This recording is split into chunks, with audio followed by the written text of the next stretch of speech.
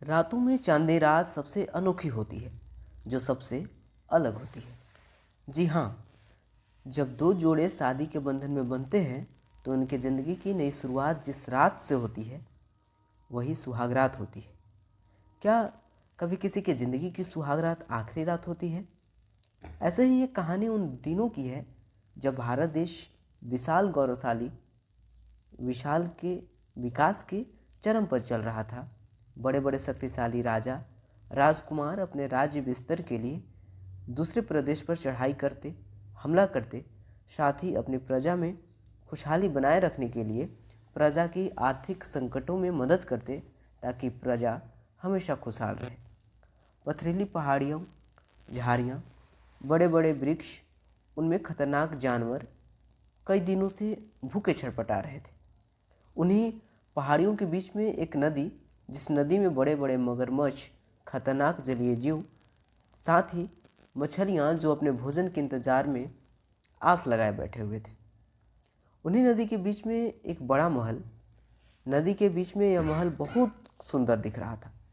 महल ही केवल सुंदर नहीं था, बल्कि उसमें रहने वाले उससे कहीं सुंदर है।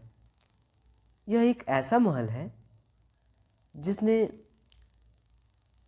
जिसने भी अपने दिल की मुराद लेकर आया लेकिन वापस लौट कर नहीं गया। इस महल का नाम ही है अप्सरा महल। अप्सरा का मतलब स्वर्ग की सुंदर युक्ति। इस महल में 4 सुंदरियाँ रहती हैं, मानो तो एक ही। यह किसी की भी मन मोह लेती है, चाहे न कोई देवता क्यों न हो। नाम वीर अमर भूम इनकी राज्य वीरता के लिए प्रसिद्ध है, जो काफ़ी प्रसिद्ध है। वीरभूम प्रदेश के नाम सुनते ही भारत देश के राजा ही नहीं, बल्कि भारत देश के बाहर के भी राजा भय से कांपते थे। महाराजा वीर अमरभूम का राज्य पूरब से लेकर आधा पश्चिम तक फैला था। इस राज्य के प्रजा इतनी खुश थी कि पूरे देश के किसी भी राज्य के प्रजा इतना खुश नहीं थी। राजा वीर अमरभूम के 3 पुत्र थे। वीर विलभ भूम सबसे बड़े बेटे, वीर अभिभूम तथा सबसे छोटे बेटे की वीर विक्रम भूम। एक बार की बात है, वीरभूम प्रदेश के बगल में ही एक प्रदेश था जिसका नाम तपनीला था। तपनीला प्रदेश के राजा रघुनाथ तपनीला थे। रघुनाथ तपनीला शांति स्वभाव के राजा थे। ये हमेशा शांत के दूत बनकर शांति के प्रचार करते।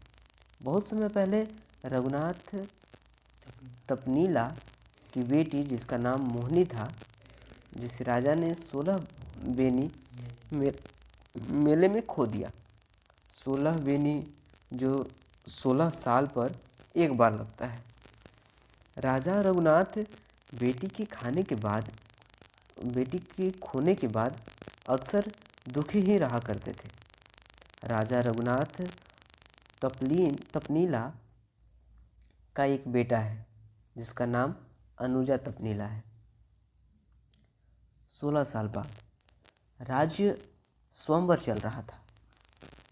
राजकुमार राजकुमारियां अपनी अपनी ज़िंदगी की अनोखी बंधन, शादी की बंधन में बंध रहे थे। राजकुमार अनुजा तपनीला अब सयाने हो गए थे, पर उनकी बचपन की आदतें अभी तक नहीं गई थी।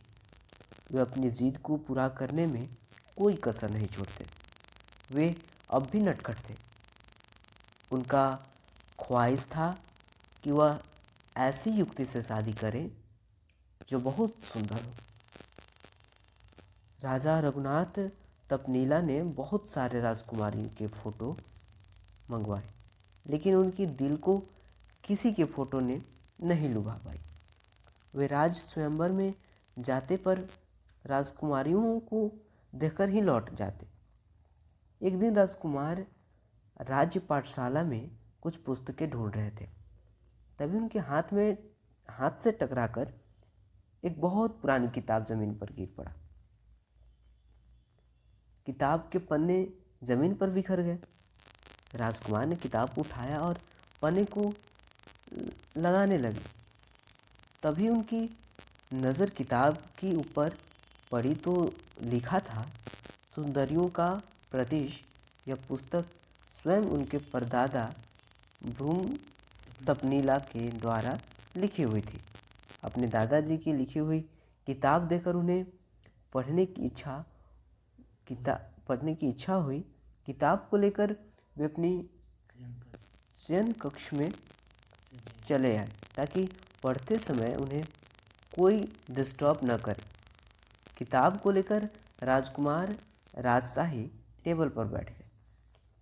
पढ़ने के लिए जब पहला पन्ना उलाटे तो सुंदर सुंदर कन्याओं का चित्र पन्ने पर भी बना हुआ था। चित्र देखते ही राजकुमार की लालसा किताब पढ़ने के लिए और बढ़ गई। किताब में उनका मन इतना डूब गया कि उन्हें भूख तक नहीं लगी। दोपहर से शाम होने लगी। अंत के कुछ पन्ने फटकर बिखर गए थे। सुंदरियों के प्रदेश पहुंचने के बारे में बस अमरावती के जंगल तक ही उस किताब में बचा हुआ था। राजकुमार बेचैनी से उठे और दौड़कर राज्य पाठशाला की ओर बढ़ चले। पाठशाला में बहुत खोजे मगर वे कुछ पन्ने न मिले। राजकुमार अनुजा तपनीला निराश मन से लौटे। कुछ समय बैठकर कुछ सोचने लगे। राजकुमार किताब को अपने पास रख उस किताब में जो लिखा हुआ था वो अपने डायरी में लिख उस किताब को राज्य पाठशाला में रख दिया जहाँ से वह गिरा था। कुछ दिन बाद राजकुमार अनुजा तपनीला बिना किसी से बताए अपनी शादी करने के लिए सुंदरियों के प्रदेश के लिए दक्षिण की ओर चल पड़े। वे अकेले ही थे, बस उनके साथ उनका घोड़ा और हुक्म मानने वाला कबूतर साथ था। ये दोनों राजकुमार बचपन से ही साथी हैं। जो घोड़ा बुद्धिमान के साथ ताकतवर भी है। अपने राज्य से राजकुमार अनुजा तपनीला को अचानक गायब हो जाना प्रजाओं में हाहाकार मच गई। लोगों के मन में अनेक तरह की बातें आने लगी। सोफे पर बैठकर राजा रघुनाथ तपनीला चिंता में पड़े हुए कुछ सोच रहे थे। तभी रानी बागमती आती है। रोते हुए बोलती है, कुछ पता चला? कहाँ है मेरा लाल? कहकर रोने लगी। राजा साहब, बागमती वो कहीं गया है, आ जाएगा, ऐसे मत रो। बागमती, वह कहीं जाता है तो हम लोगों को बता कर जाता है। आज 4 दिन हो गए, अचानक गायब हो जाना कहीं हमारे दुश्मन की चाल तो नहीं है? कुछ कीजिए, नहीं तो मैं अपने बेटे के बिना नहीं रह पाऊंगी, रोते हुए बोली। इधर राजकुमार अपने मंजिल की ओर आगे बढ़ते जा रहे थे। रास्ते में बहुत सारी कठिनाइयाँ, अनेक तरह के परेशानियों का सामना करते हुए आगे बढ़ते जा रहे थे। वे दिन भर चलते और रात को किसी वृक्ष के नीचे या गुफाओं में रात गुजारते, फिर सुबह चल पड़ते। चलते चलते 24 दिन हो गए। तब जाकर राजकुमार अनुजा तपनीला अमरावती के जंगल में पहुँचे। चलते चलते 2 दिनों में जंगल पार कर लिए। जंगल पार करते ही उनके सामने एक विशाल नदी मिली, पर नदी सूखी हुई थी, जैसे मानो प्यासी धरती एक ही बार में नदी का पूरा पानी निगल लिया हो। वे तो सोच में पड़ गए, क्योंकि किताब में बस अमरावती के जंगल तक ही सुंदरियों के प्रदेश जाने की रास्ता बचा था। इधर उधर देखे, फिर कुछ देर बाद नदी में उतर नदी पार करने लगे। चलते चलते सुबह से शाम हो गई। नदी पार करते ही वहाँ से रास्ते 3 थे। राजकुमार यहाँ भी चिंता में पड़ गए। जाऊँ तो किस ओर जाऊँ जो मुझे लक्ष्य पर तक पहुँचा सके। तभी राजकुमार ने अपनी कमर से एक चांदी के सिक्के निकाल हवा में उछाले। जब सिक्का जमीन पर गिरा तो मुस्कुराकर सिक्का उठा ली और पश्चिम की ओर चल पड़े। इधर तपनीला प्रदेश के सभी राजाओं से लगभग राजकुमार की गायब होने की कानों कान खबर फैल गई। राजा रानी राजकुमार के आने की खबर का इंतजार करते करते समय की घड़ी काट रहे थे। रानी बागमती का रो रो कर बुरा हाल हो गया था। राजा रघुनाथ तपनीला अपने मंत्रियों के साथ राज दरबार में निराश मन से बैठे हुए थे। तभी एक मंत्री खड़ा होकर बोलता है, मंत्री, राजा साहब राजकुमार को आसपास के राज्य में भी अपने गुप्तचर को भेजकर पता लगाए, पर राजकुमार की कोई पता न चला।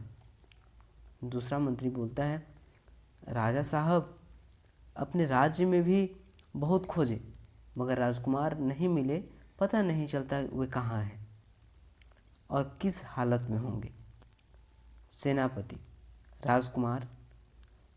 राजकुमार को सैनिकों के द्वारा आसपास के जंगलों में तलाश किए मगर कुछ भी पता न चला। राजा साहब, ना मत कहो मेरे दोस्तों ना मत कहो।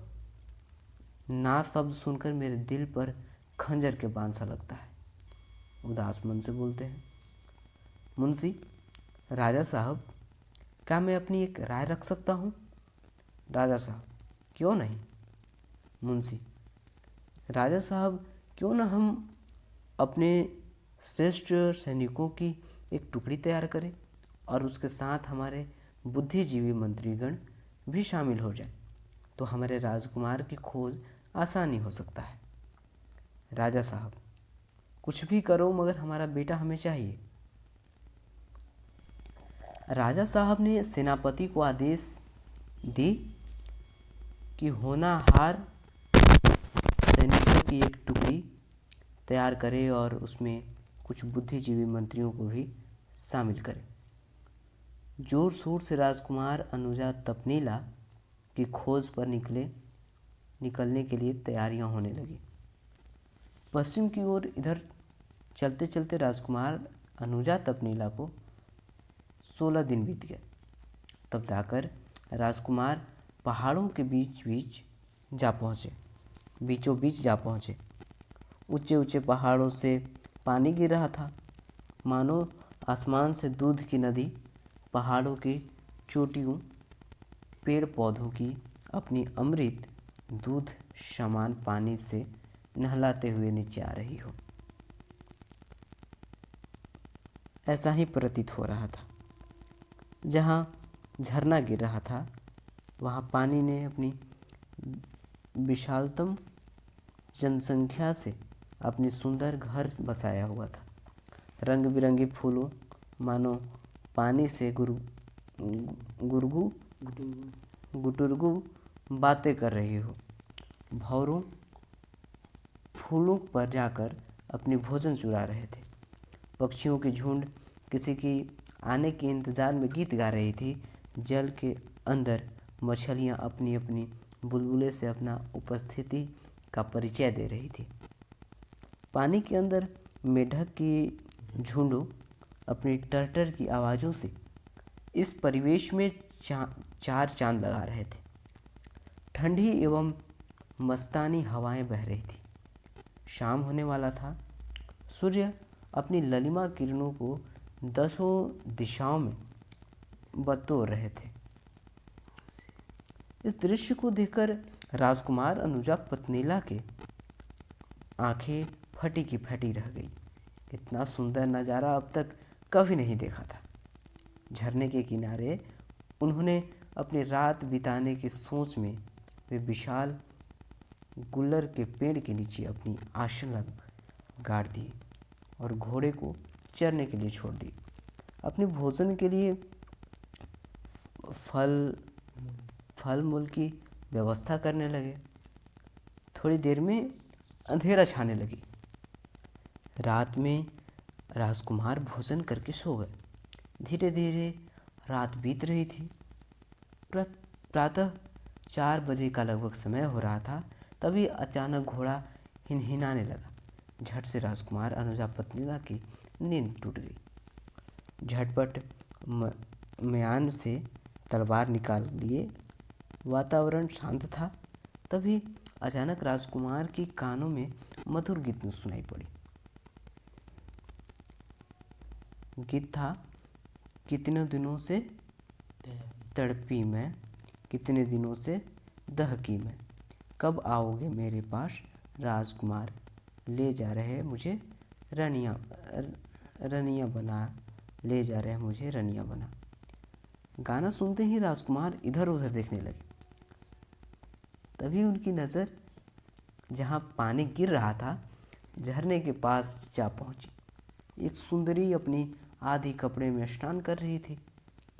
उन्हें यह दृश्य देखकर विश्वास नहीं हो रहा था, मानो वह सपना देख रहे हो। अपनी आँखों को हाथों से मिचलने लगे।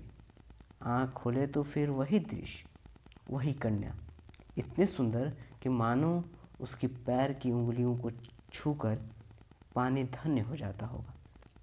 बांस की तरह लचीली कमर, कमर के बीच में उखली और उखली की तरह ढूंढी, उसमें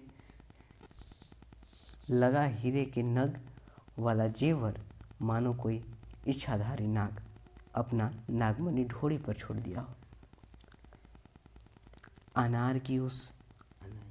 अनार की तरह ऊंची उठी हुई गोल स्तन, गर्दन लंबा गोल, मानो किसी नागिन के फन का नीचे वाला हिस्सा, उस पर चारों उंगलियों का हल्का लाल सा निशान, होंठ गुलाब की पंखुड़ी की तरह जो खुलते ही बिखरना शुरू हो जाता था। थोड़ा हल्की पतली चिपकी नाक, भूरी भूरी आँखें, उसके ऊपर नीचे पलके सूर्य ज्योति की तरह लीलाट, इतने सुंदर जिसको चित्रण करने में मानो शब्द कम पड़ जाए। जैसे मानो देवलोक में स्वयं परी उतर गई हो।